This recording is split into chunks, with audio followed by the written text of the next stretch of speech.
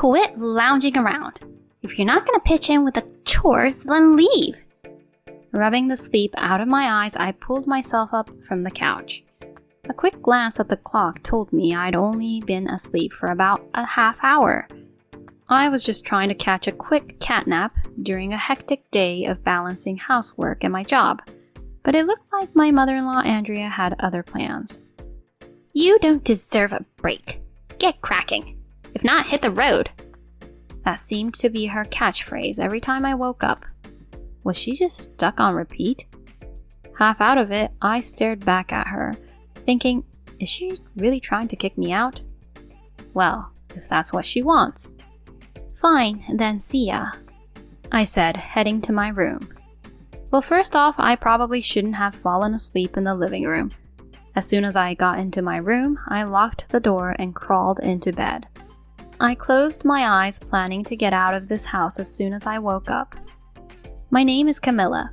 I'm a 32-year-old who works from home. I'm married to a 27-year-old guy named Michael. He's 5 years younger and quite the looker. Because of this, our wedding drew quite a few stares and comments. When did you land such a hot younger guy? Who knew Camilla was so shallow? My friends would tease. I remember going red and retorting, it's not like that. I didn't marry Michael just because he was eye candy. Sure, I liked the way he looked, but I fell for him because I felt this need to be there for him. We both worked at the same company originally, and he was my subordinate. Among the new hires, he was diligent but also quite a klutz, prone to making errors. But rather than making things awkward, he had this infectious cheerfulness that always lightened the mood. That was the kind of guy he was. Sometimes post-work, we'd hit a bar as co-workers and have heart-to-heart chats. I thought it was best to keep it casual since we were just office buddies, but he didn't hesitate to spill his personal beans. He was still living with his folks, while everyone else was out on their own. He couldn't see the upside of moving out. He felt like his dates were more interested in his looks, and they'd often say the vibe was off in the relationship. He didn't hold back with me. Seeing his goof-ups and slip-ups at work, I knew he wasn't Mr. Perfect. But as I listened to his stories, hearing about his clumsy ways and frequent missteps in his personal life, I began to find his blunders kind of cute. I guess I fell for him before he did for me. Maybe he felt at ease because even though I was his boss and older, I never meddled or ragged on him about his personal mishaps. He started asking me out to the bar more and more. Then, when I decided to quit my job to launch my own business, he dropped a bombshell after my farewell bash on my last day at the company. I don't want us to be separated like this. I've been holding back, but I have feelings for you. I feel at ease when I'm around you. I want you to be there for me. That's how he professed his love, in his own kind of awkward way.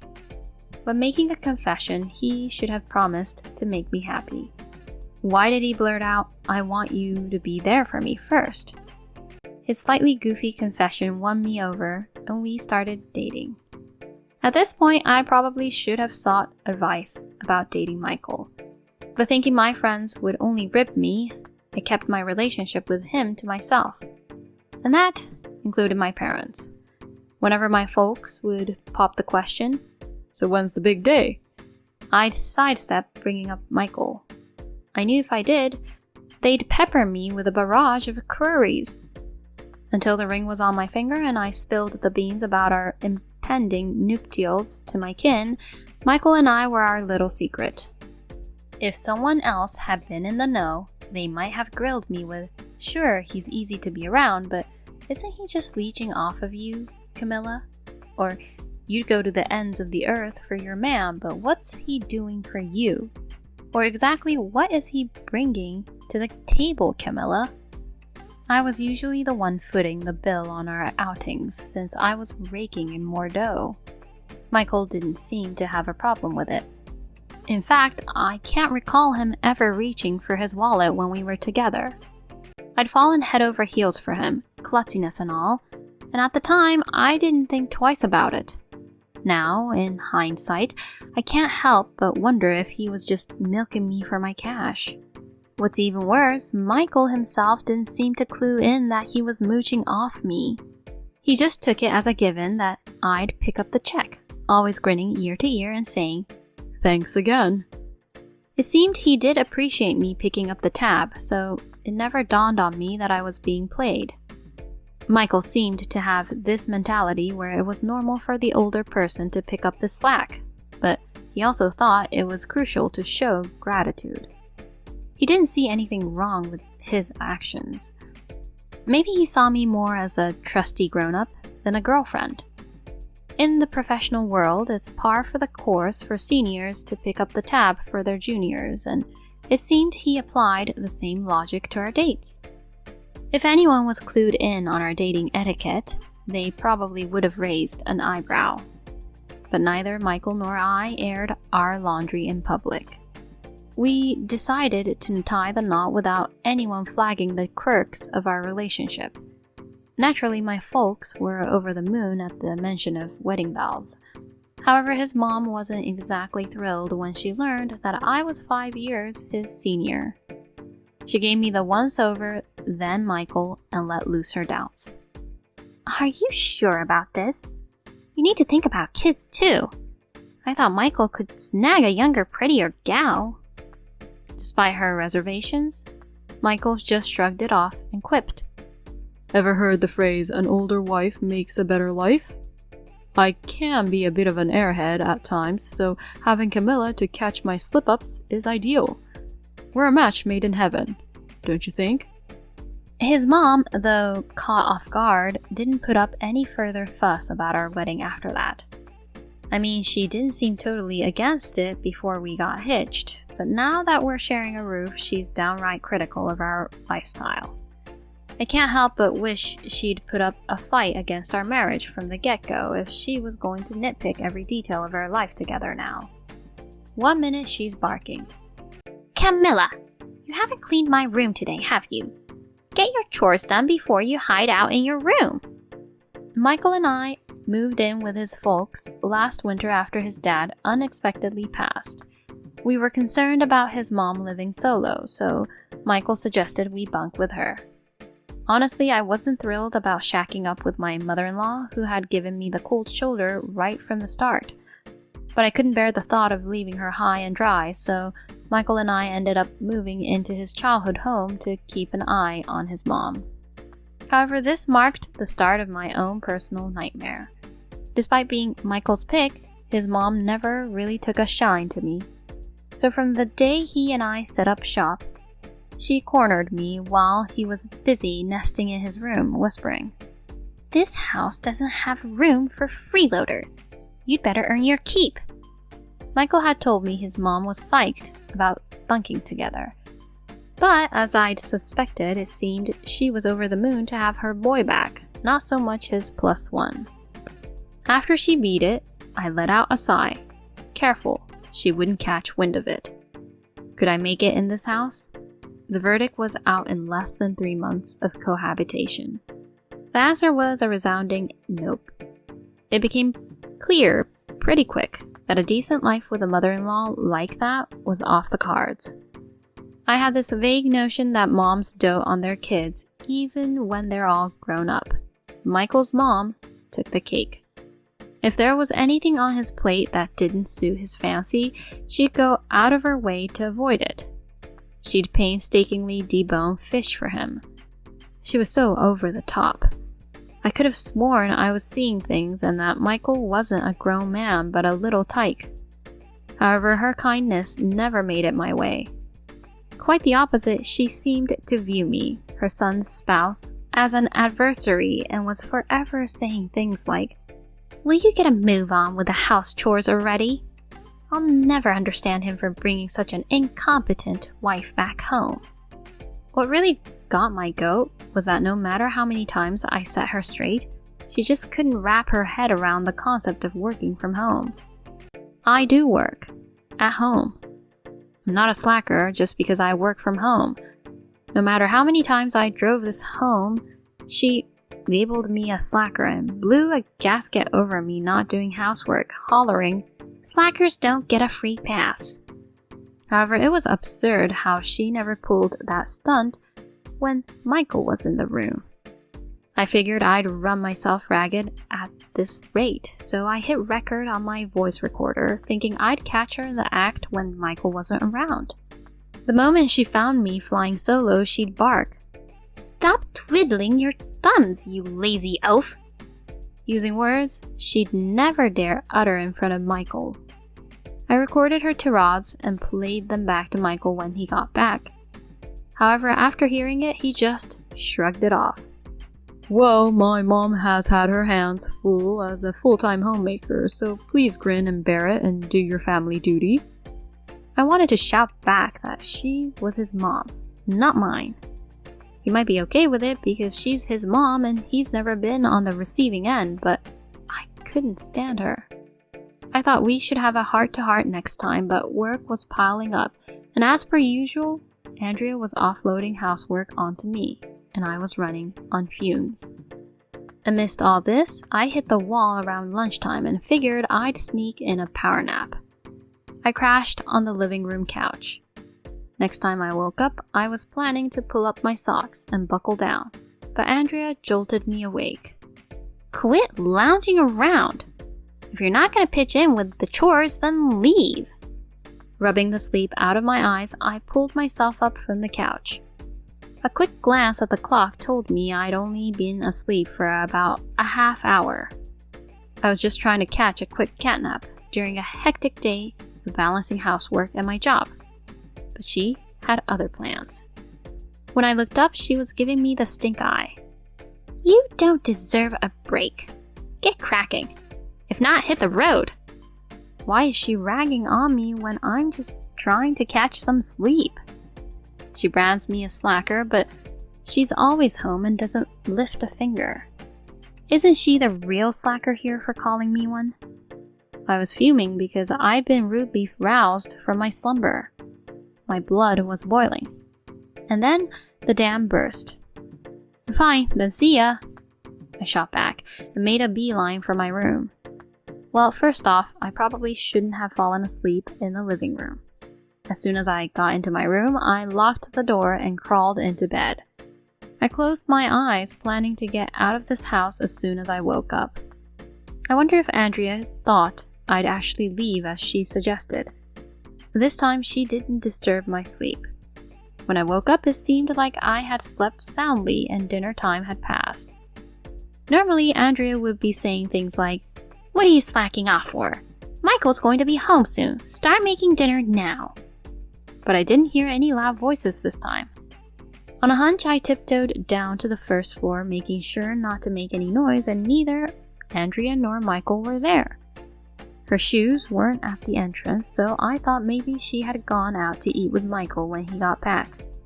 I didn't want to see either of them, so I thought this was a good opportunity and quickly started packing my things. As I was packing, I called a friend who lives not too far away. She listened to my story from beginning to end, exclaimed, "What? Your mother-in-law's the worst. Run away. I'll help you escape," and drove up to our house in a small truck an hour later. By then, both Andrea and Michael had returned from their meal, and they were shocked to see the truck parked in front of the house. Even more so when they saw me loading my belongings onto it. Seeing this, Andrea was practically grinning as if she was saying, "Finally you're leaving, this is refreshing." Michael, standing next to her, looked bewildered. Maybe it's because she hasn't yet grasped the reality that she is able to look like that. Michael approached me with a worried look. "Camilla? What on earth? Are you collecting trash?" He's the kind of person who didn't think it was a big deal even after hearing the recording of his mother's verbal abuse towards me. He probably doesn't know how much pressure I've been under from her. Or rather, he doesn't want to know. If he looks at the stuff in the truck, it should be obvious that I'm not here for trash collection, but to leave this house. He wasn't even aware of the furniture I owned. What's in the truck is all the furniture I had. In the end, He wasn't interested in me at all. I glanced at Andrea and then looked at Michael. I decided it was time to confront them with the reality that I hadn't brought up until now. I told you that your mom was verbally abusing me when you weren't home, right? Oh, the verbal abuse. You mean the thing you let me hear the other day? I think it's okay not to worry too much because I don't think Mom meant it. What do you mean, it's okay not to worry? I consulted you because I was troubled. I can't understand why you're so carefree and cheerful. Seeing me without a smile, Michael began to fluster. Andrea, perhaps hoping that I would leave Michael based on this opportunity, was smirking while watching our exchange. It seemed like she hadn't considered at all that he would be disillusioned by hearing about what she did. You knew I've been busy recently. Despite me telling her several times, your mother kept calling me a slacker, interfering with my work, and dumping all the housework on me. Even when I told her I didn't have time, she pushed everything on me, looking for things she didn't like to criticize me. I'm done with this lifestyle. Michael, who had never seen his mother in such a state, couldn't believe my words and stammered. That can't be... If you don't believe me, that's fine. I'm not thinking of asking you for help anymore. In the first place, has there ever been a time when you did something for me? At this remark, even Andrea, who adores her son, seemed to be taken aback. She shouted at me, "What a thing to say while being supported by Michael!" But the one who went white as a sheet at those words wasn't me. It was Michael. Sure enough, there was a tiny detail he hadn't shared with his mom. Hold on. Mom, I'm supporting Camilla? As he blanched at her remarks, he grabbed at his mom's sleeve. But Andrea, feeling slighted by her son, wouldn't let up. This unemployed woman living off Michael's dime. Can you believe it? Not only does she lack gratitude, but she also holed up in her room avoiding chores. So much for an older wife making a better life. I had to boot her out because my son doesn't need a wife who sits around. Now he can just take care of me, and that's one less worry, right? Whoa, what did you just do? He piped up at Andrea, who was running high on adrenaline. Of course, she thought she was doing me a solid by kicking me out for his benefit. She was thrown off when he lost his cool, unable to comprehend why. What's the matter, Michael? I'm unemployed. Come again? Yes, Michael is currently out of work. In fact, he's been jobless for a year now. He would return home empty-handed from job hunting, saying he couldn't find a job that fit him. By now, he's probably just loafing around, no longer seriously job hunting. The reason he's managing even in such a state is because I quit my corporate job, launched a startup, and have been steering the ship. He had been dragging his feet on job hunting, thinking it was fine since I was making money. That being said, of course, I was the one footing all the bills at Andrea's place. She must have some savings from her late husband, so she and Michael might be fine for a while, but if Michael remains jobless, they'll probably hit a rough patch in the future. But that's not my problem. I've been contemplating divorce for some time. I mean, a husband without a job and a mother-in-law who enjoys making my life miserable? Living alone sounds heavenly compared to this. Saying that, I handed Michael a lawyer's business card. He looks like he's about to burst into tears. His mother is standing next to him, frozen in place, mouth agape, unable to grasp what's happening. What am I gonna do without you, Camilla? Who knows? You're a grown-up. Don't count on people to take care of you forever. He lost his job because he couldn't handle his responsibilities, kept screwing up, brushed it off without reflection, got shifted to a less significant department and quit his job, saying, I didn't work my butt off to end up in a department like this. Reflecting on our relationship from our dating days to now, it feels like he was more intent on finding a caretaker than in loving me. I did love his goofy side, but my one-sided commitment wore me thin. Plus, with the constant nagging from Andrea, I've had it. Well, now that you two won't have a jobless wife around, I hope you get along. I'm not planning on looking after you guys anymore. With that, I quickly hopped into the passenger seat of the small truck. As I was leaving, Don't go for the divorce. Please, don't leave me. Michael tried to stop me, but my friend yelled, "Zip it, freeloader!" And he finally seemed to get a grasp on his situation and fell silent. Since then, I've started living alone. It seems like Michael and Andrea sold the family home. They probably realized they couldn't maintain the house with 2 unemployed people. I heard from a friend that the 2 of them are now working part-time at a supermarket, but that's none of my business anymore. Now I've put them behind me and I'm using my work time at home effectively without anyone bothering me.